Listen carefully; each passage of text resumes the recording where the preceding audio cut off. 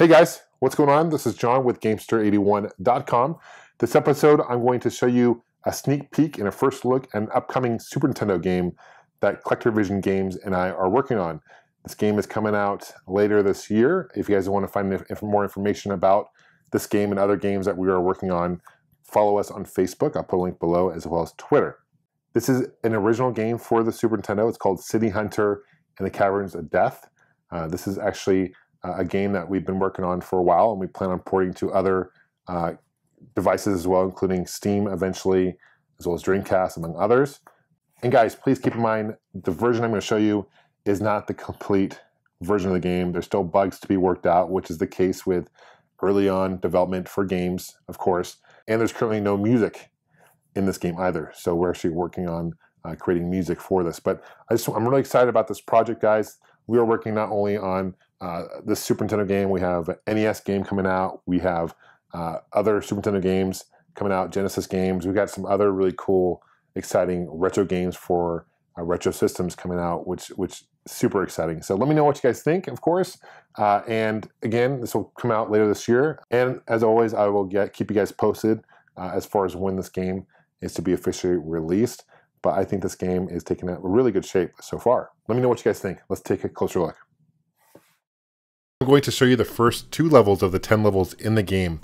The first one is fairly short. Just keep in mind that the later levels are much longer, much more difficult with different enemies. So just keep that in mind. The goal of each level is to find a crystal skull, and basically once you find the crystal skull and put it in a certain place in that particular level, you will basically be able to leave that particular level.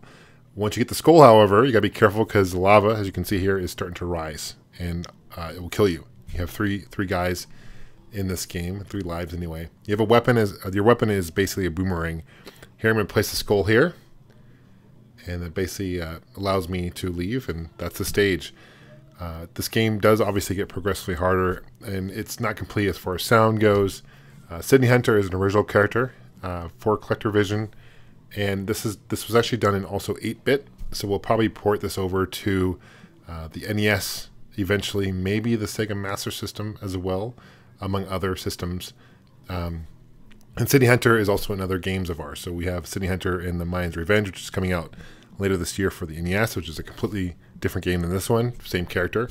We also have City Hunter and the Shrine of Peril, which is coming out very soon for the Intellivision, which is a completely original game as well. You can get these gems for points. You gotta be careful. This is kind of cool. You have the ability to climb that rope there. I'm going to try to get this gem here for points. Get 100 points. You see I collect an idol. So that idol's important because I need the idol in order to get the crystal skull. The water drops will kill you, so you need to be careful with water. So City Hunter is sensitive water, I guess similar to Gremlins, right? I can place this idol here. You can't really see it, but in the background, there's an idol image in the background. It doesn't really capture very well, unfortunately, on this video, but there is. You gotta watch out for the bats.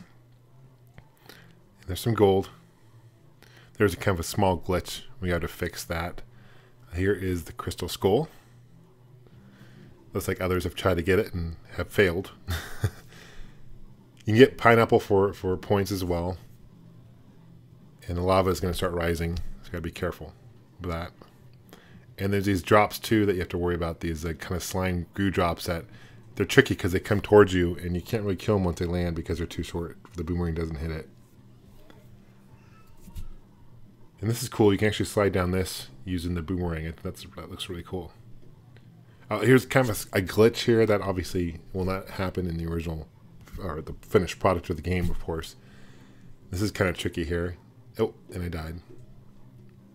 So it starts you off exactly where you left off, which is nice. So you don't have to start at the very beginning of the level, which is a nice feature. There will be passwords also in this game. So every level you'll get a password. You can use that password to continue, essentially.